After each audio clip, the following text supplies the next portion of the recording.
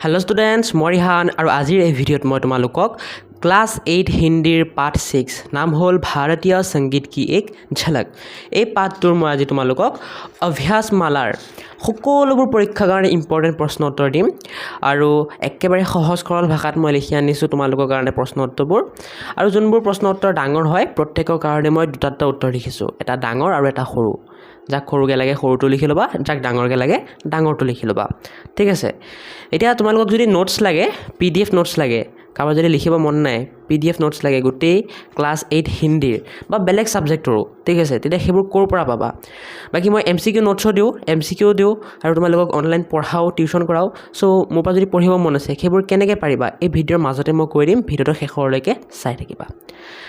और परीक्षात कोनबोर प्रश्न बहुत इम्पर्टेन्ट है সেইটো मैं কৈ দিম যাতে इम्पर्टेन्टबोर তোমালোকে পঢ়ি পেলাই এটা ভাল নাম্বাৰ স্কোৰ কৰিব পৰা ঠিক আছে। এতিয়া আহা আজি অভ্যাসমালাৰ প্ৰশ্নোত্তৰখিনি চাই লওঁ যিবোৰ পৰীক্ষাৰ কাৰণে ইম্পৰ্টেণ্ট।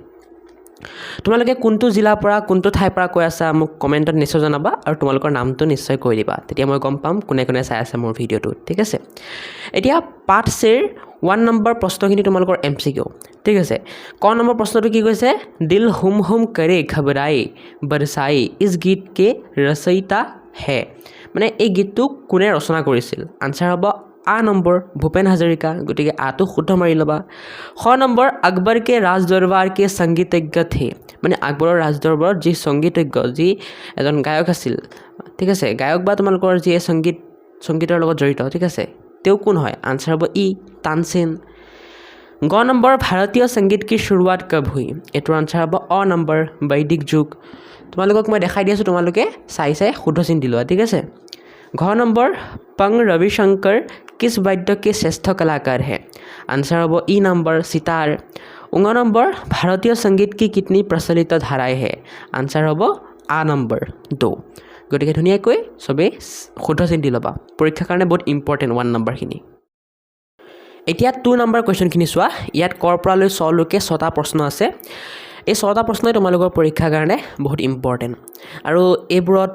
পাৰ কুৱেশ্যনত পৰীক্ষাত তোমালোকৰ মিনিমাম 1 নম্বৰ আৰু মেক্সিমাম 2 বা 3 এনেকৈ আহিব পাৰে ঠিক আছে। গতিকে ভালকৈ চাবা এইকেইটা আৰু এই গোটেইকেইটা কুৱেশ্যনৰ কাৰণে মই দুটা উত্তৰ লিখিছোঁ যেনেকৈ তোমালোকে চাব পাৰা। এই ক নম্বৰ প্ৰশ্নটোৰ কাৰণে এটা এইটো ডাঙৰ উত্তৰ লিখিছোঁ কালাৰ নকৰাটো আৰু এটা হালধীয়া কালাৰ কৰাটো এইটো সৰু উত্তৰ তেনেকৈ গোটেইকেইটাৰ কাৰণে দুটা উত্তৰ লিখিছোঁ যোনটো মন যায় লিখি ল'বা ঠিক আছে। কিন্তু মই এটা তোমালোকক ৱাৰ্নিং দিলোঁ যে যদি সৰুটো লিখা আৰু পৰীক্ষাত 1 নম্বৰ আহে তেতিয়া সৰুটো লিখিলেও 1 নম্বৰ পাই যাবা ডাঙৰটো লিখিলেও 1 নম্বৰ পাই যাবা কিন্তু 2 বা 3 আহিলে ঠিক আছে তেতিয়া তোমালোকৰ সৰুটো লিখিলে 2 বা 3 বা তাতকৈ যদি বেছি আহে নাপাবও পাৰা তোমালোকৰ মেম বা ছাৰৰ ওপৰত ডিপেণ্ড কৰিব যদি মেম বা ছাৰে দি দিয়ে দিব আৰু যদি বেছি ষ্ট্ৰিক্ট হয় তেতিয়া নিদিব কিন্তু বাকি ডাঙৰটো লিখিলে তোমালোকে 1 আহক 2 আহক 3 আহক 4 আহক পাই যাব ফুল মাৰ্ক পাই যাবা গতিকে ডাঙৰটো পাৰিলে লিখিবা মই তোমালোকক এটাই পৰামৰ্শ দিম ঠিক আছে। এতিয়া আহা আমি এইকেইটাৰ উত্তৰকেইটা চাই লওঁ। 2 নম্বৰ ক প্ৰশ্নটো হ'ল আচাৰ্য सरंगदेव के अनुसार संगीत की परिभाषा क्या है प्रथमे डाঙৰ উত্তৰটো চাই লোৱা পিছত সৰু উত্তৰটো দেখাই দিম মই। ডাঙৰ উত্তৰটো এইটো आचार्य सरंगदेव के अनुसार गीत वाद्य तथा नृत्य संगीत मुच्यते इसका अर्थ यह है कि गीत वाद्य और नृत्य इन तीनों कलाओं के सम्मिलित रूप को ही संगीत कहा जाता है और যাক সৰুকৈ লাগে সিম্পল এই লাইনটো লিখি দিলে হ'ব গীত বাদ্য তথা নৃত্য ত্ৰয়ং সংগীত মুচ্যতে। খ নম্বৰ প্ৰশ্ন भारतीय शास्त्रीय संगीत की कितनी धाराएं है यह क्या क्या है ইয়াৰ কাৰণে ডাঙৰ উত্তৰটো এনেকৈ লিখিবা भारतीय शास्त्रीय संगीत की मुख्य रूप से 2 प्रचलित धाराएं है। पहली धारा हिंदुस्तानी अथवा उत्तर भारतीय संगीत की धारा है दूसरी धारा कर्नाटकी अथवा दक्षिण भारतीय संगीत की धारा है और যাক সৰুকৈ লাগে সিম্পল এনেকৈ লিখিবা 2 धाराएं है 1 বা 1 নম্বৰ হিন্দুস্তানী আৰু 2 নম্বৰ कर्नाटकी ঠিক আছে। नेक्स्ट ग नंबर प्रश्न हिंदुस्तानी संगीत की धारा का प्रचलन कहाँ कहाँ है এতিয়া ইয়াৰ প্ৰথমে ডাঙৰ উত্তৰটো চাই লোৱা পিছত সৰু উত্তৰটো মই পঢ়ি দি আছোঁ। ডাঙৰ উত্তৰটো এইটো हिंदुस्तानी संगीत की धारा का प्रचलन मुख्य रूप से भारत के उत्तरी पूर्वी और पश्चिमी राज्यों में है। यह धारा असम बंगाल बिहार उड़ीसा उत्तर प्रदेश हरियाणा पंजाब राजस्थान मध्य प्रदेश महाराष्ट्र तथा गुजरात जैसे राज्यों में प्रचलित है। और सৰু उत्तरটো सिम्पल এইটো भारत के उत्तरी पूर्वी और पश्चिमी राज्यों में। इटे नेक्स्ट घ नंबर चुआ दक्षिण भारतीय संगीत क्या है? इस धारा का संगीत कहाँ कहाँ प्रचलित है? इटे यार कारण प्रथमे डाঙৰ উত্তৰটো চাই লোৱা পিছত সৰু উত্তৰটো দেখাই দিম। दक्षिण भारतीय संगीत कर्नाटकी संगीत भारतीय शास्त्रीय संगीत की वो धारा है जो मुख्य रूप से भारत के दक्षिणी राज्यों नाम होल तमिलनाडु, आंध्र प्रदेश, कर्नाटक और केरल में प्रचलित है, जिसके गीतों का उच्चारण और गायन शैली हिंदुस्तानी संगीत से भिन्न होती है तथा इसमें ज़्यादातर तमिल, तेलुगु और मलयालम भाषाओं का प्रयोग होता है। और सरुके जाक लगे सिहते एनेके लिखिबा दक्षिण भारत के राज्यों में प्रचलित तो वो शास्त्रीय संगीत जो तमिल, तेलुगु और मलयालम भाषा में गाया जाता है दक्षिण भारतीय संगीत कहलाता है। 9 नंबर नेहा ने शास्त्रीय संगीत सीखने का निश्चय क्यों लिया?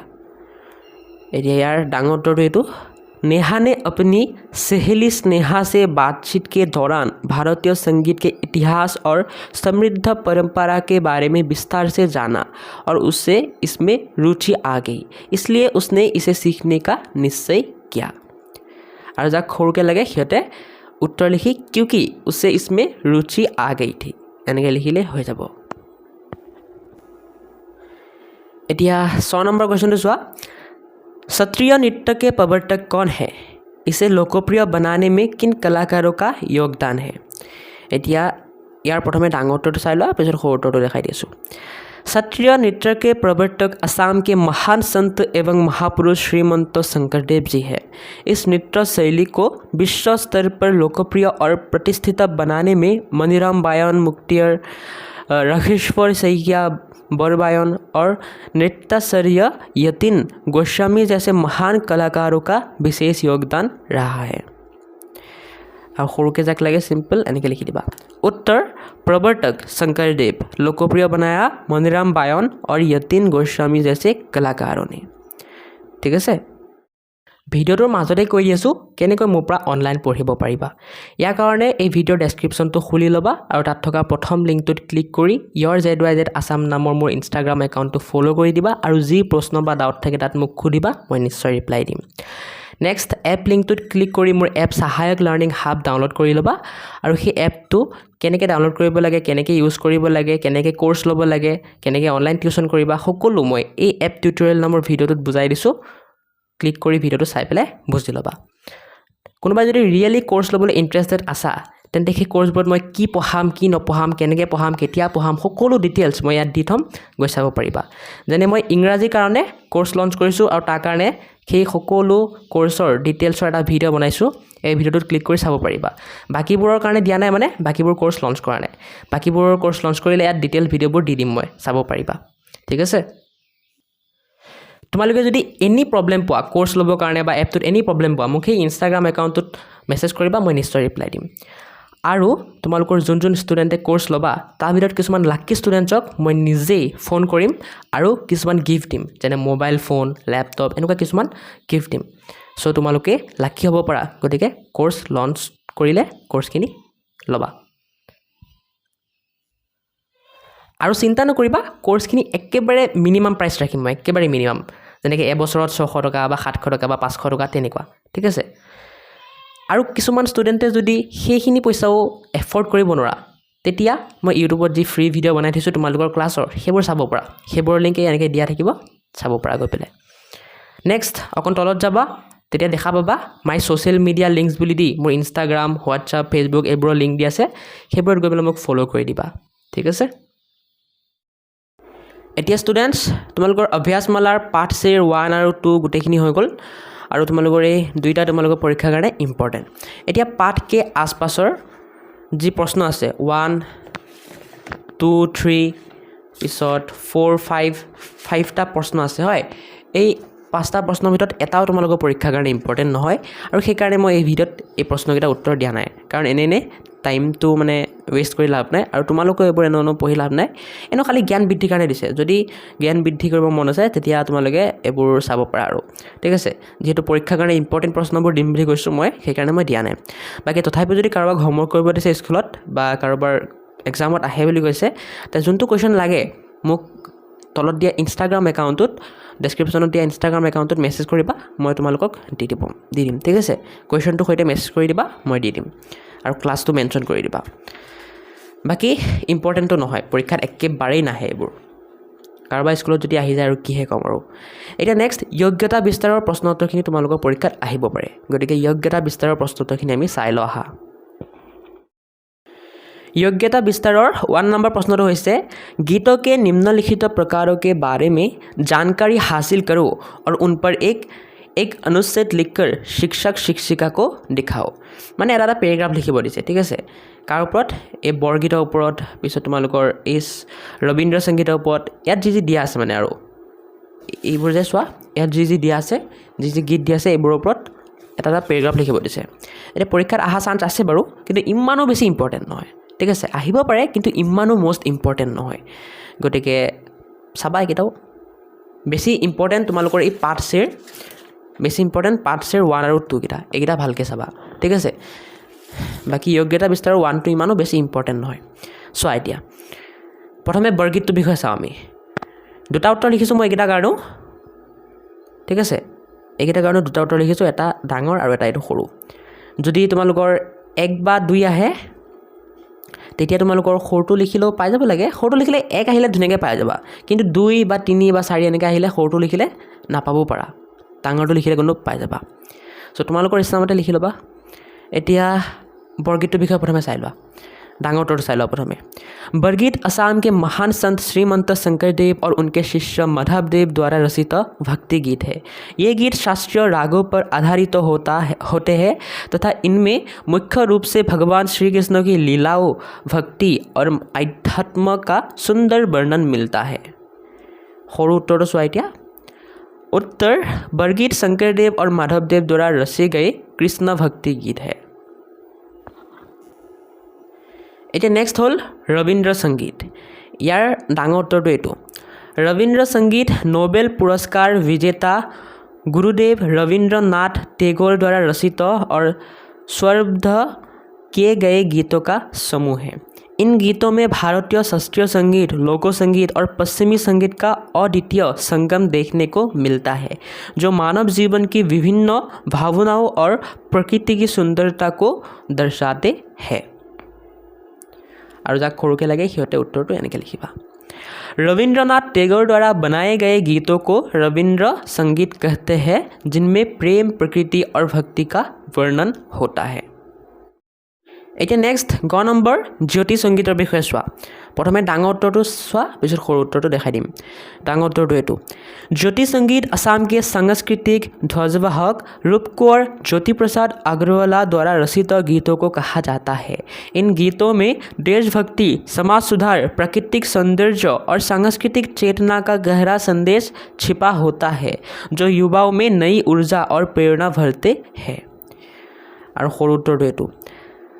ज्योति प्रसाद अग्रवाल द्वारा लिखे गए देशभक्ति और प्रेरणादायक गीतों को ज्योति संगीत कहा जाता है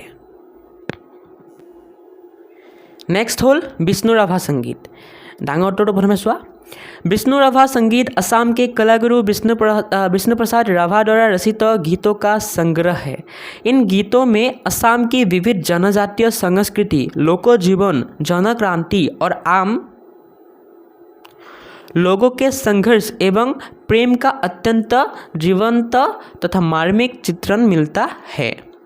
और सरू उत्तरটো এইটো कलागुरु विष्णु प्रसाद राभा द्वारा रचित असमिया संस्कृति और जन आंदोलन से जुड़े गीतों को विष्णु राभा संगीत कहते हैं গতিকে আমাৰ যোগ্যতা বিস্তাৰৰ 1 নম্বৰখিনি হৈ গ'ল তোমালোকৰ বৰগীত ৰবীন্দ্ৰ সংগীত জ্যোতি সংগীত বিষ্ণু ৰাভা সংগীত গোটেইকেইটাৰ বিষয়ে মই দি দিলোঁ এটা পেৰাগ্ৰাফ ঠিক আছে এটা নেক্সট তোমালোকৰ 2 নম্বৰখিনি নিম্নলিখিত মুহাৱरों को अर्थ लिखकर वाक्य बनाओ মানে ইয়াত কেইটামান মুহাৱৰা দিছে এইকেইটাৰ অৰ্থ লিখি বাক্য বনাব দিছে আৰু এইকেইটাও বহুত ইম্পৰ্টেণ্ট 2 নম্বৰখিনিও বহুত ইম্পৰ্টেণ্ট গতিকে মই দি দিছোঁ চাই লোৱা সো 2 নম্বৰ উত্তৰ চোৱা এনেকৈ লিখিবা শ্ৰী গণেশ কৰ্ণাৰ অৰ্থ কি আৰম্ভ কৰনা বাক্য হ'ব आज हमने अपने नए व्यवसाय का श्री गणेश किया है नेक्स्ट तय करना अर्थ হ'ল निर्णय लेना वाक्य হ'ব नेहा ने शास्त्रीय संगीत सीखने का मन तय कर लिया है नेक्स्ट হ'ল गले लगाना अर्थ হ'ব आलिंगन करना माने हग কৰা ঠিক আছে वाक्य হ'ব परीक्षा में प्रथम आने पर माँ ने बेटे को गले लगा लिया नेक्स्ट তোমালোকৰ ঘ নম্বৰ हाथ बताना यार अर्थ হ'ব मदद करना वाक्य হ'ব हमें घर के कामों में माता पिता का हाथ बताना चाहिए नेक्स्ट তোমালোকৰ ङ নম্বৰ फुलाना समाना यार अर्थ হ'ল अत्यधिक खुश होना वाक्य হ'ব प्रतियोगिता जीतने की खबर सुनकर रमेश फुलाना समाया ठीक আছে আৰু এটা আছে তোমালোকৰ आँखों का तारा यार अर्थ হ'ল बहुत प्यारा होना वाक्य হ'ব रोहन अपने माता पिता की आँखों का तारा है এতিয়া 3 नंबर चुआ 3 नंबर तुम्हारे कैसे संगीत सबको पसंद है तुम्हें संगीत का कौन सा प्रकार ज़्यादा पसंद है और क्यों इस पर वाक्य लिखो इस पर 5 वाक्य लिखो माने कैसे जे संगीत सबे ভাল পায় হয় আৰু তুমি কোনটো প্ৰকাৰৰ সংগীত ভাল পোৱা তাৰ ওপৰত 5টা বাক্য লিখা সো এটো তোমালোকৰ ওপৰত ডিপেন্ড কৰিব উত্তৰটো কমপ্লিটলি তুমি কোনটো ভাল পোৱা তাৰ ওপৰত 5টা বাক্য লিখিবা ঠিক আছে বাকি পৰীক্ষাৰ কাৰণেও ইম্পৰ্টেন্ট নহয় এটো আৰু তোমালোকৰ ওপৰত যেটো ডিপেন্ড কৰিব তোমালোকে নিজে লিখিব লাগিব তোমালোকৰ যোনটো ভাল লাগে সেই কাৰণে 3 নম্বৰটো মই লিখি দিয়া নাই পৰীক্ষাৰ কাৰণেও ইম্পৰ্টেন্ট নহয় একেবাৰে নেক্সট ভাষা অধ্যয়নৰ তোমালোকৰ 1 নম্বৰটো চোৱা ভাষা অধ্যয়নৰ 1 নম্বৰটো তোমালোকৰ একো প্ৰশ্ন নহয় জাস্ট পঢ়িব দিছে ইয়াত ঠিক আছে ইয়াত তোমালোকক শিকাইছে কেনেকৈ কৰ্তা আৰু কৰ্ম অনুসৰে কেনেকৈ কৰ্তা আৰু কৰ্ম অনুসৰে তোমালোকৰ ক্ৰিয়াপদগিতা সলনি হয় হেবোৰ ইয়াত দেখাইছে ইয়াত পঢ়িব দিছে পঢ়িলে গম পাবা তোমালোকে ঠিক আছে কোনো প্ৰশ্ন নহয় 1 নম্বৰটো 2 নম্বৰটো তোমালোকক কৈছে বাক্য বিষয়ে ইয়াত ধুনীয়াকৈ বুজাই দিছে সো এখিনি পঢ়িবা পঢ়ি লৈ পেলাই তোমালোকক ইয়াত কি কৈছে আপ নিম্নলিখিত বাক্যকো কৰ্ম বাক্য মে লিখো সো এইগিটা বাক্য তোমালোকক কৰ্তৃ বাক্যত দিয়া আছে তোমালোকক কৰ্ম বাক্যত লিখিব দিছে এটা পৰীক্ষাত এনেকুৱা আহিব পাৰে ঠিক আছে গতিকে মই দি দিছো চাই লোৱা আৰু এইগিটা মানে একেবাৰে টান নহয় জাস্ট ভয়েস এনসাৰ দিছ নাই ইংলিশত ভয়েস চেঞ্জ কৰিছা নহয় তেনেকুৱা ভয়েস চেঞ্জ এটা সো মই দি দিছো চাই লোৱা 2 নম্বৰ কোৱেশ্চনটোৰ আনসাৰ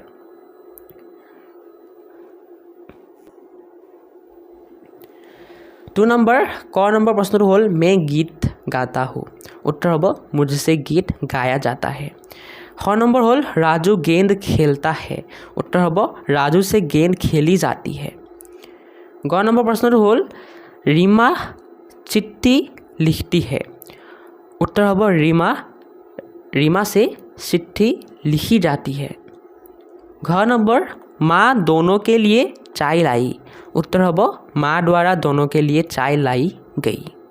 ठीक আছে গোটেইকেইটা হৈ গ'ল ভালকৈ চাবা এইখিনি 3 নম্বৰ তোমালোকক কৈছে নিম্নলিখিত বাক্যকো ধ্যান से पढ़ो মানে এই বাক্যবোৰ ধ্যান দি পঢ়িব দিছে পঢ়িবা তোমালোকে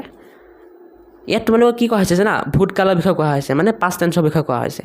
তোমালোকক কৈছে যে হিন্দীত তোমালোকৰ ভূতকালৰ প্ৰকাৰ কেইটা 7টা এইবোৰ দি দিছে চোৱা 7টা প্ৰকাৰ যে সামান্য ভূত আসন্ন ভূত পূৰ্ণ ভূত ঠিক আছে এইবোৰ ধুনীয়াকৈ দি দিছে ইয়াত যে ব্ৰেকেটত দিছে এইবোৰ ভূতকালৰ প্ৰকাৰবোৰ পঢ়িবা পৰীক্ষাত আহিব পাৰে যে ভূতকালৰ প্ৰকাৰ কেইটা কি সো এইবোৰ লিখিব লাগিব বাকি মেইন প্ৰশ্ন এইগিটা আব নিম্নলিখিত বাক্যকো ভূতকালম মে পৰিৱৰ্তিত কৰো মানে ইয়াত যিবোৰ বাক্য আছে এইবোৰ ভূতকালত চেঞ্জ কৰিব দিছে পাষ্ট টেন্সত লিখিব দিছে সো এইবোৰ পৰীক্ষাৰ কাৰণে মোষ্ট ইম্পৰ্টেন্ট পৰীক্ষাত অহা চান্স খুবেই বেছি আছে গতিকে মই দি দিছো চাই লোৱা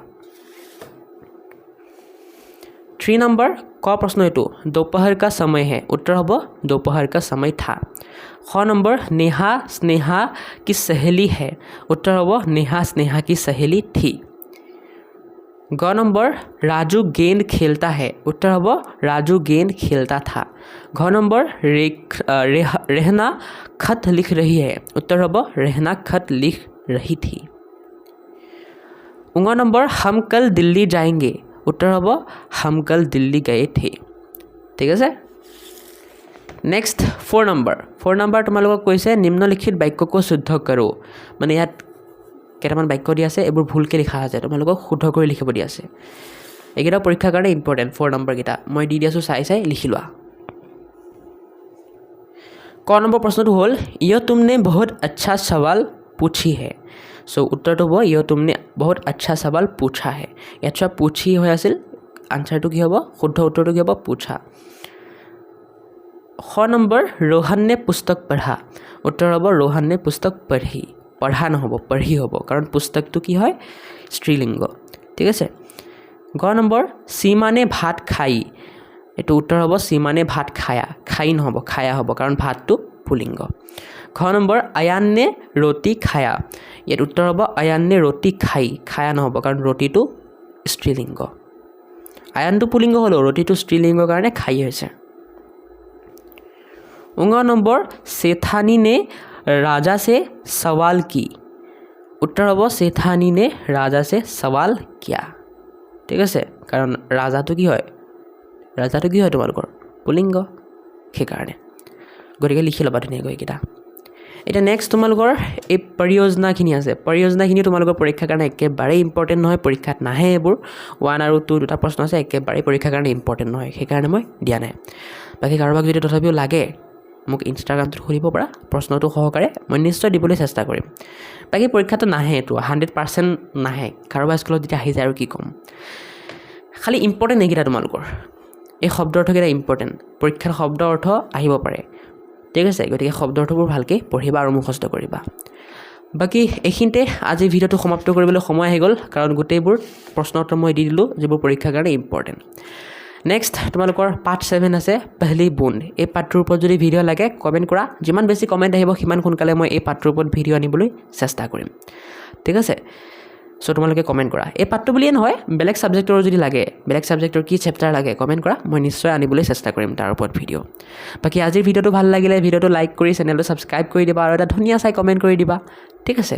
আৰু যদি ভাল লগা নাই তথাপিও কমেণ্ট কৰা মই শুনো কিয় ভাল লগা নাই তেতিয়া মই নিশ্চয় বেলেগ ভিডিঅ'ৰ পৰা সেই ভুলটো শুধৰাবলৈ চেষ্টা কৰিম আজিৰ কাৰণে ইয়াতে সামৰিম আৰু ভালকৈ পঢ়ি থাকা বাই বাই